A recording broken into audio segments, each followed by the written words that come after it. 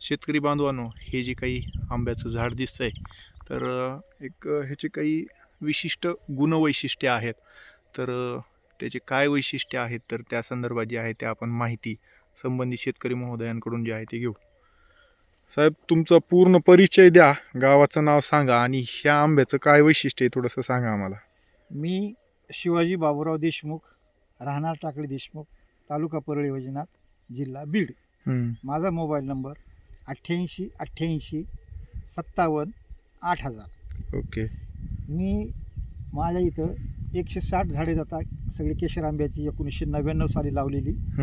त्याच्यामध्ये एक वेगवेगळ्या व्हरायटीचं पॉलिनेशनसाठी म्हणून हे माझ्या पाठीमागे जे झाड दिसते हे झाड मी आंब्याचं कलम लावलेलं आहे इथं डबल बाटा पद्धतीने. खाली डबल बाटा पद्धत थोडंसं सांगा जरा इथं.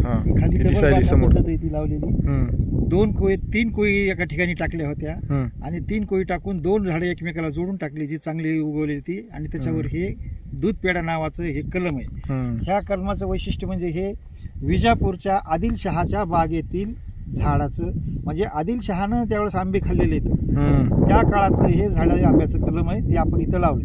ह्याच्या फळाची वैशिष्ट्य म्हणजे ह्या फळाचं वजन पाव किलो आहे, 250 ग्राम.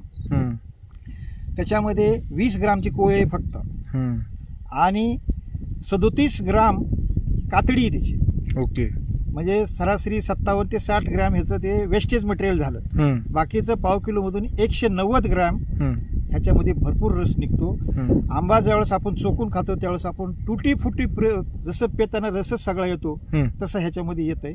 आणि ह्याचं गुण म्हणजे हे बासुंदीसारखा ह्याचा रस आहे, कलरचा. रसाची जी रंगाची जी आहे ती सांगा. बासुंदीसारखा ह्याचा रंग दिसतो, थोडा पिवळसर लालसर.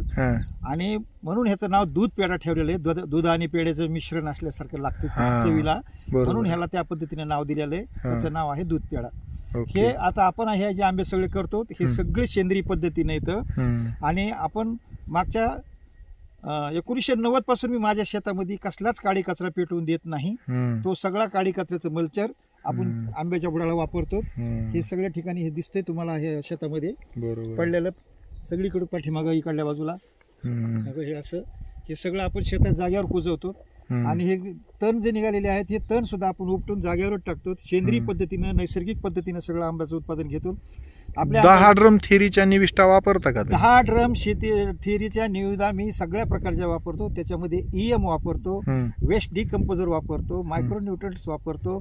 म्हणजे पुन्हा त्याच्यामध्ये EM पासून बनवलेलं फुलविक ॲसिड आहे, अमिनो ॲसिड आहे, हे सगळं. आणि कुठल्याही जैविक शेतीमध्ये ज्यावेळेस शास्त्रज्ञ किंवा मोठे मोठे जे त्यातले तज्ज्ञ लोक आहेत ते येऊन सांगतात की व्हाला 2 किलो गुळ वापरा, तर गुळही बाजारामध्ये ओरिजिनलच मिळेल का नाही ह्याची खात्री नसल्यामुळं म्हणून हे ऊस त्याच्यासाठी ठेवलाय. माझ्या शेतामध्ये 2 ओळी ऊस लावला. हे असं हे थेट रस वापरता तुम्ही. हे ऊसाचा रस काढून मी एक छोटा चरक घेतलेला आहे, असं जसा रसवंतीवर चरक असतो तसा. आणि ह्याचा रस काढून 200 लिटरच्या बॅरलला 10 ते 12 लिटर रस टाकतो. म्हणजे सरासरी एक गुळ, म्हणजे सूक्ष्म जीवाणूंचं खाद्य म्हणून ते वापरतात. जीवाणूचं खाद्य ते पण नैसर्गिक वापरतात. शर्करा जे आपल्याला वापरायची असते ते आपण ती गुळाच्या स्वरूपातली वापरतो. त्याच्याऐवजी आपण ही ओरिजिनल ग्लुकोज म्हणून त्याचा वापर ग्लुकोज म्हणून ऊसाचा रस देतो. त्याच्यासाठी आपण तिथं आपल्या शेताच्या आखाड्यावरती त्याचा एक वेगळं. आता हे आंब्याचं वैशिष्ट्य जे आहे, आता हे तुम्ही आंबे विक्री करता का फक्त घरी ठेवता? नाही, मी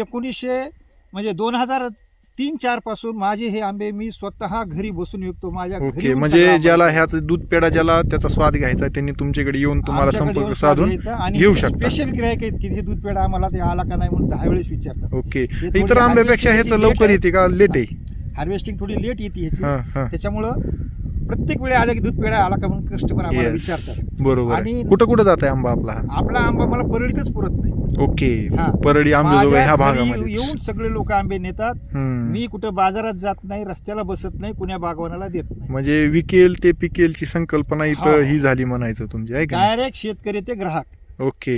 ह्या पद्धतीनं ह्याचं थेट ग्राहक ते म्हणजे शेतकरी ते ग्राहक ही सुद्धा संकल्पना इथे. बरोबर. कुठला दलाल नाही, काही नाही, आपल्याच पद्धतीने द्यायचं.